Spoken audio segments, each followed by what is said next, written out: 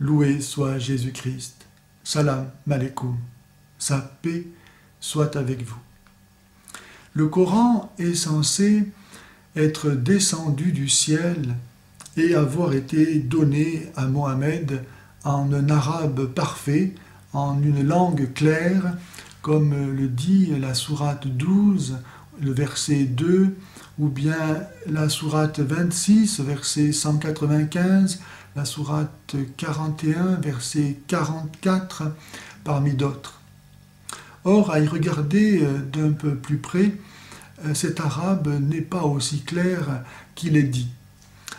À commencer par le terme lui-même de Coran, qui signifie récitation et qui vient du syriaque.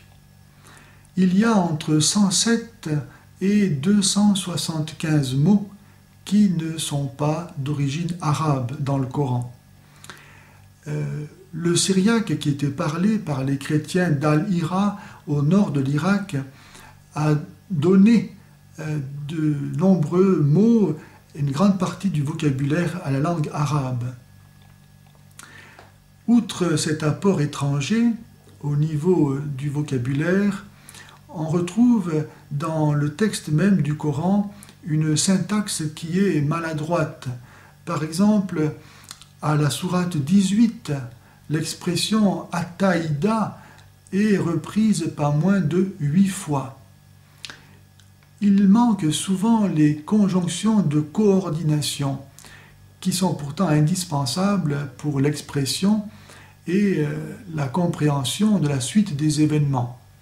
Et cela contribue à cet aspect décousu et incompréhensible à la lecture du Coran. Il y a, par exemple, aussi des erreurs grammaticales, ce qui est plus grave.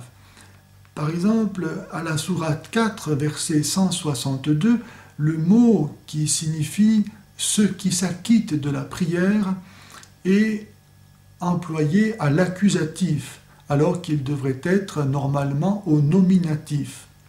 Ou bien, à la sourate 49, verset 9, le verbe « combattre » est au pluriel, alors qu'il devrait être à la forme duale. Ainsi, on voit que cet arabe, être censé pur et très clair, ne l'est pas autant qu'il est dit.